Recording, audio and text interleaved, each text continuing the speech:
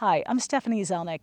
I'm here with you today at beautiful Twin Lakes, Colorado at 9,600 feet in front of Mount Elbert that I just climbed and played a concert on top of to talk to you about lessons from higher elevations for wind instrumentalists. I have another video in this series about what to do if you have to do a concert or a performance at a higher elevation. Check that one out.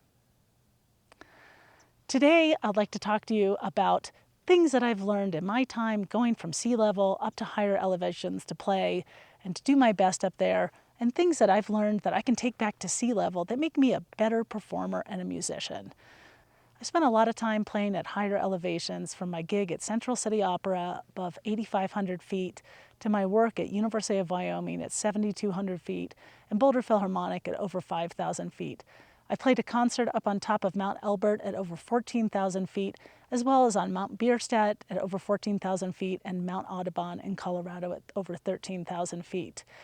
I'd like to talk to you about what you can do if you never even want to go to one of these elevations and play, things that you can take right there at home from these lessons today.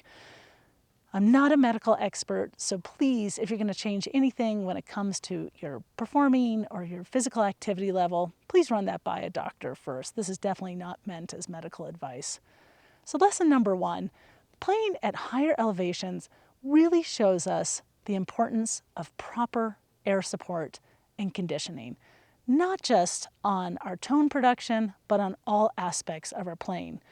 One of the things that I found really interesting when playing on top of these higher mountain peaks is that definitely I struggled more to get a good breath in, but that also as my body became slightly hypoxic, that my brain and my heart were definitely not going to prioritize my hands and my embouchure.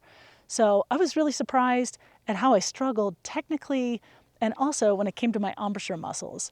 Now, that's definitely extreme at these higher elevations, but also counts at typical concert settings as well.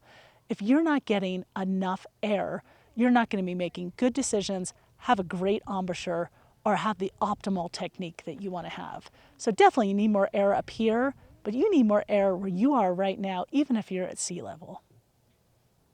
So at higher elevations, we've definitely established that your body will make any attempt to keep itself alive, and it's not going to prioritize your embouchure or your hands. And that's something that you can take at home as well, is you want to definitely make sure that you're oxygenating as much as possible. Something I have found that's absolutely vital to playing at these higher elevations is to relax. You can do this right now at home.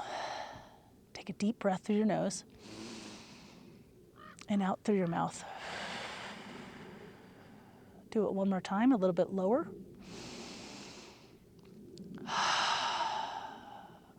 And right there, that's the best thing you can do. When I'm playing at really high elevations, it's easy for me to start getting tense, to start getting worried, to start making bad decisions musically, and also to get really fatigued in my muscles. I find that when I'm up here, it's really essential that I take deep, relaxed breaths. That's the same in any concert setting, whether you're up at 14,000 feet or you're at 800 feet. Make sure that you're taking low, relaxed breaths. This is something you can do not just while you have your instrument in hand, you can do this all the time. At the grocery store, driving your car. Work on relaxing and breathing to your full lung capacity. It's going to make a big difference in your life and your longevity. The second thing that I like to do when I'm going up to higher elevations is to really make sure that I'm optimizing my conditioning. This is not just for traveling to higher elevations. This is important as well for your life as a musician. So get some sort of cardiovascular strength training and stretching regime as part of your playing. So for sure, for wind players, we always want to be expanding our intercostal muscles, the muscles that connect between your ribs, to make sure that we can get these good low breaths. You can do something as basic as shoulder rolls, do some basic yoga, neck rolls, everything you can just to make sure that your body and your spinal column is expanding and you're able to oxygenate as well as you can. Again, this is something that you can just work on all the time. Strength training, again, work with a professional on this to find what's right for your body and what accommodates your physical needs. And definitely cardiovascular, is something that all musicians can benefit from, a great cardiovascular routine, be it running, walking, soccer, anything that you find enjoyable is going to help you actually strengthen those breathing muscles and your whole cardiovascular system before you go into any concert setting. Vital for higher elevations, but if it's vital for higher elevations, it's vital for your life and your performing as well. So get out there and find a conditioning routine that's going to work for you. Adversity. That's the third thing that I take from higher elevation for playing in regular concert settings. It's important as a musician to train for more than what you need to do. So if you need to play an audition once, make sure that you can play that audition twice. If you have a recital, why not just play it twice in a day as part of your conditioning? When I come out and I have to go from 800 feet in Kansas and suddenly go up to a really high elevation, be it 9 or 10,000 feet to play a concert, I make sure that I get out there and I do some walking around at 11,000 feet. If I have to play a long phrase, I'll play it longer than I have to do it, knowing that when I get into a concert setting, I'm going to be a little bit stressed and I might not even be on my A game. So you want to make sure that you're always planning for something harder than what you need to do. You don't have to go up a big mountain like this, but doing something that's harder than what you have to do on that important day is going to make sure that you're really consistent on that audition or performance. Climbing mountains also builds resilience and fortitude. This is something that you already all know as musicians, but finding that strength to have failures, to do something hard, this is something I don't even need to talk to you about because we all need to do this as musicians. We're all doing this already. Whether you're 11 and you're just starting the clarinet or you're at the end of your career, we all know what it's like to do something difficult. I find that by doing something more difficult in my personal life as well, it builds my mental and physical resilience and makes me stronger as a musician.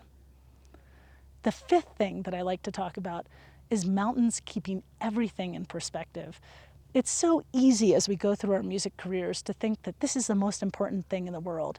We live in a world of musicians, our friends are usually musicians, and we forget to keep it all in perspective that yes, music's important, but it's not the only thing in the world, and we're doing this because we love it. So getting out into nature, the mountains, doing something beautiful reminds us of why we're doing this and that it's important, yes, but in the great scheme of things, don't put too much pressure on yourself and remember to keep the joy of what you're doing. The last thing that we can learn from time up at high altitude that's going to help just any performance setting, even if you don't want to go up to elevation, is remember, just like mountains, life and our life as musicians is filled with peaks and valleys. So sometimes you might even be at a plateau and you're playing, but remember that's going to change. There's always going to be a mountain. There's always going to be a peak. You'll have lows, you'll have valleys. And remember to keep it all in perspective. Remember to keep it all in perspective. That's the most important thing that I can tell you. And being in a place like this makes it really easy. So this is an important lesson that you can learn as you go through your musical life, is that what we're doing is very important, but the world around us and you're even more important.